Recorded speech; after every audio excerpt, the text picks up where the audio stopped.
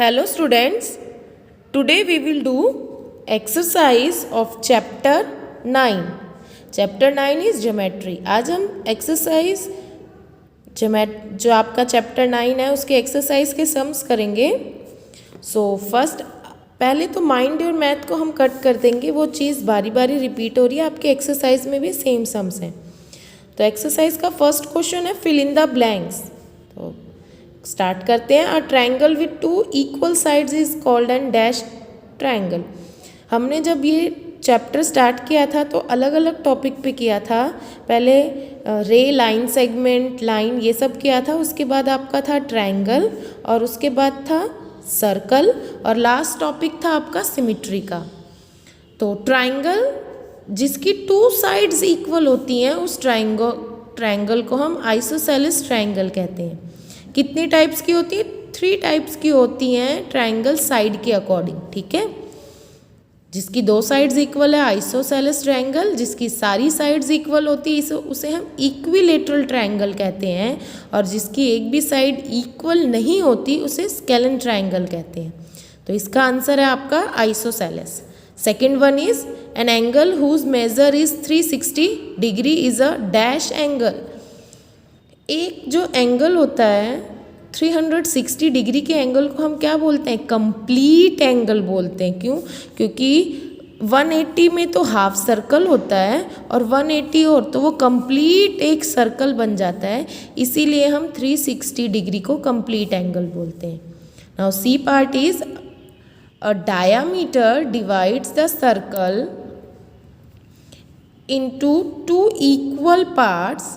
Each part is called the a dash. जो diameter है, मान लीजिए ये एक सर्कल है, डायामीटर इस तरीके से है, तो जो डायामीटर है ना वो सर्कल को 2 इक्वल पार्ट्स में डिवाइड करता है. तो एक पार्ट को क्या बोलेंगे हम? इक्वल पार्ट में डिवाइड कर दिया तो ये हो जाएगा आपका सेमी सर्कल. ये हो जाएगा one part first semi circle और ये हो जाएगा second semi circle. D is a dash divides a figure into 2 equal halves. कोई भी फिगर है वो कौन सी चीज़ है जो उसको 2 इक्वल पार्ट्स में डिवाइड कर देती है? उसे हम बोलते हैं लाइन ऑफ सिमिट्री, जो किसी भी फिगर को 2 इक्वल पार्ट्स में डिवाइड करती है. Diameter is longest dash in a circle. Circle में जो डायामीटर है वो सबसे बड़ी क्या है? कोड है. डायामीटर भी कोड है. कोड क्या होती है? जो सर्कल के 2 पॉइंट्स को टच करती है, यानी वो लाइन सेगमेंट जिसके दोनों पॉइंट सर्कल से टच हो, वो चीज़ होती है आपकी डायामीटर. तो ये फिल इन द ब्लैंक्स आप अपनी बुक में करेंगे.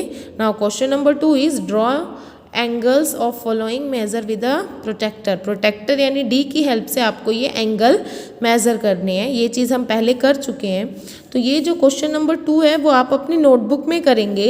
एंड क्वेश्चन नंबर 3 है कंस्ट्रक्ट अ सर्कल. सर्कल बनाना है, वो भी आप अपनी नोटबुक में करेंगे. जो आपका पहला है इसके लिए हम डी का यूज़ करेंगे.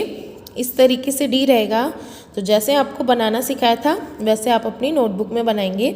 यहाँ मैं आपको एंगल 80 का बना हुआ शो करती हूँ. ये एंगल 80 का है.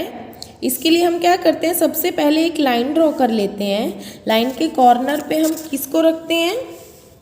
प्रोटेक्टर यानी डी को हमने यहाँ रखा. ये वाली दोनों लाइन इक्वल होनी चाहिए. और उसके बाद ये देखिए ये जाके 80 पे मिल रही है, तो हम पॉइंट लगा के लाइन को बना देते हैं. तो आपका 80 डिग्री का एंगल. और जब भी आप एंगल बनाएंगे तो एक चीज़ आप उसको नेम देना नहीं भूलिए. आप अपनी मर्ज़ी से कोई भी अल्फ़ाबेट यूज़ कर सकते हैं. तो ये एंगल आप अपनी नोटबुक में बनाएंगे. 80 का मैंने आपको दिखाया, सेम आप 75 डिग्री और 110 का भी सेम ऐसे ही बनाएंगे. नाउ थर्ड है, आपको सर्कल ड्रॉ करना है. 10 सेंटीमीटर आपको डायामीटर दे रखा है, तो पहले तो आप 10 सेंटीमीटर का रेडियस निकालेंगे. जब भी आप बनाते हैं तो हम रेडियस, डायामीटर तो पूरा कवर करता है ना, तो कंप्लीट सर्कल आपका 10 का होगा. बट आपको प्रकार ओपन करना पड़ेगा ना, कंपास आपको ओपन करना पड़ेगा.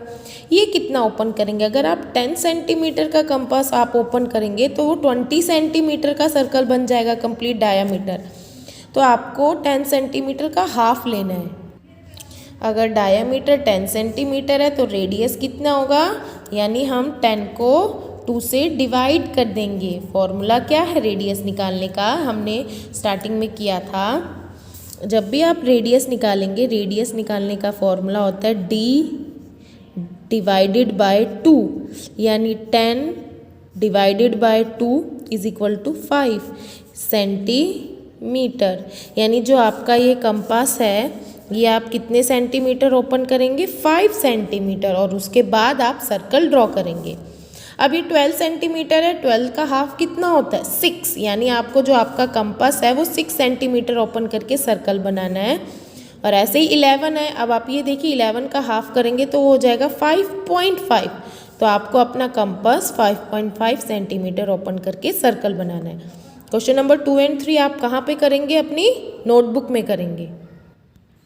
अब आता है question number 4, that is some of the following alphabet have a line of symmetry. Draw the line of symmetry for the right ones, put a cross for the alphabets which do not have a line of symmetry. इसने ये बोला सभी जो alphabet होते हैं उनके line of symmetry होती है, बट कई अल्फ़ाबेट ऐसे होते हैं जिसको हम 2 इक्वल पार्ट्स में डिवाइड नहीं कर सकते हैं। ठीक है, कई ऐसे होते हैं जिसको हम पार्ट्स में डिवाइड नहीं कर सकते इक्वल पार्ट में, तो उस अल्फ़ाबेट पे तो आप क्रॉस का साइन लगा दोगे, और जो इक्वल पार्ट्स में डिवाइड हो सकते हैं वहाँ पे आप लाइन ऑफ सिमेट्री लगाओगे। अब जैसे ये बी है, आप ये देखो दोनों इक्वल है, अगर हम हॉरिजॉन्टली इस पे लाइन लगाएंगे तो ये इक्वल डिवाइड हो सकता है, तो बी हो सकता है, ई भी हो सकता है। एफ देखो, अगर आप सीधा लगाते हो तो भी हाफ इक्वल नहीं होगा, ऐसे लगाओगे तो भी नहीं, तो जो एफ है उसका कोई भी लाइन ऑफ सिमेट्री नहीं है, तो उसके ऊपर हम क्या लगा देंगे, क्रॉस। आई है, आई को आप हॉरिजॉन्टली भी डिवाइड कर सकते हैं और वर्टिकली भी हम इक्वल पार्ट्स में डिवाइड कर सकते हैं। अब आया जे, जे को अगर आप ऐसे डिवाइड करते हो तो ये वाला पार्ट छोटा रह जाएगा, ये बड़ा रह जाएगा। सीधा डिवाइड करते हो तो भी इक्वल नहीं होगा, तो इस पे हम क्या लगा देंगे, क्रॉस, क्योंकि ये इक्वल डिवाइड नहीं होता है।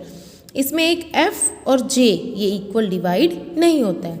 अब हम आ जाते हैं अपने मेंटल मैथ्स के ऊपर। ये भी फिल इन द ब्लैंक्स है। First a dash divides a circle into 2 equal part. Circle को 2 इक्वल पार्ट में क्या डिवाइड करता है, डायामीटर ही डिवाइड करता है, अभी हमने एक्सरसाइज में किया था। इसके बाद अगर डैश हैज़ 1 एंड पॉइंट, ये पूरा आपके चैप्टर का रिवीजन ही है। किसका एक एंड पॉइंट होता है, यानी किसका सिर्फ एक ही पॉइंट होता है, वो चीज़ होती है रे। एक ही पॉइंट होता है ना, उसके बाद वो कहाँ जा रही है हमें नहीं पता, तो वो चीज़ होती है रे।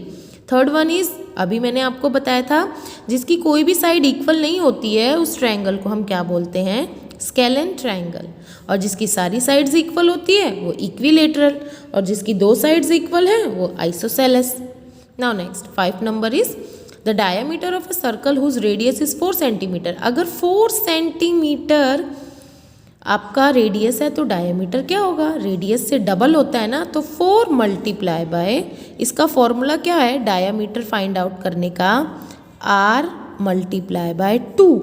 तो हमने क्या किया, 4 multiply by 2 is equal to 8 centimetre. तो आंसर क्या आ गया, 8। यानी देखो डायमीटर बड़ा होता है, अगर आपको बड़ा दे रखा है छोटा निकालना है तो आपको 2 से डिवाइड कर देना है। जैसे यहाँ था, आपको डायमीटर दिया हुआ है, रेडियस निकालना है तो आपने 2 से डिवाइड कर दिया। यहाँ पे आपको रेडियस दे रखा है, छोटी चीज़ दे रखी है, बड़ी निकालनी है, तो यहाँ पे आप 2 से मल्टीप्लाई कर दोगे।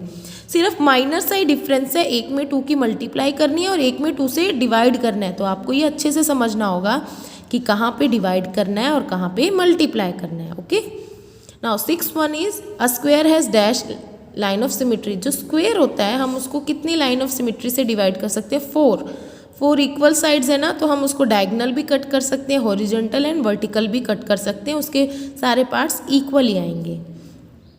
Next, an angle of measure 90 degree. अगर कोई एंगल आप मेजर करते हैं वो 90 डिग्री का है तो उस एंगल को क्या बोलेंगे, 90 डिग्री के एंगल का भी नेम है, उसे हम बोलते हैं राइट एंगल। ओके, और एक ट्रायंगल है उसमें 1 एंगल 90 डिग्री से बड़ा है। हमने टाइप्स ऑफ एंगल भी किए थे ना, कि कितने तरह के होते हैं, 7 टाइप्स के हमने एंगल किए थे। 90 डिग्री को राइट एंगल बोलते हैं, 90 डिग्री से बड़े वाले को क्या बोलते हैं, ऑब्ट्यूज। तो जिस ट्रायंगल में 90 डिग्री से बड़ा एंगल हुआ तो उसको बोलेंगे obtuse angle triangle. Straight angle क्या होता है? 180 डिग्री का स्ट्रेट एंगल होता है। आप डी में देखिए 180 यहाँ पे एंगल बनता है और ये क्या है? एक सीधी लाइन है, इसीलिए 180 जो स्ट्रेट एंगल है वो होता है 180 डिग्री का। यानी जो 180 डिग्री का एंगल है उसे हम क्या बोलते हैं? Straight angle. उसके बाद हो गया dash line make an angle of 90 degree. 90 degree कौन सी लाइन है जो 90 डिग्री का एंगल बनाती है? उसे हम बोलते हैं परपेंडिकुलर। परपेंडिकुलर मतलब किसी भी लाइन पे अगर कोई एक सीधी लाइन होती है ना, उसे हम परपेंडिकुलर कहते हैं। फॉर एग्जांपल ये एक लाइन है, इसके ऊपर एक सीधी लाइन आती है स्ट्रेट, तो ये होगा आपका, इसे हम परपेंडिकुलर बोलेंगे और ये हमेशा 90 डिग्री का होता है। ओके, अब प्लस का जो सिंबल होता है ना, ये सारे आप कहीं से भी मेज़र कर लो, ये हमेशा हर साइड से 90 डिग्री का एंगल बना रहे हैं, क्योंकि ये दोनों लाइन सेगमेंट एक दूसरे के ऊपर परपेंडिकुलर है। परपेंडिकुलर मतलब दूसरी लाइन के ऊपर जो पहली लाइन सीधी आती है वो चीज़ क्या होती है? परपेंडिकुलर। तो परपेंडिकुलर हमेशा 90 डिग्री का होता है।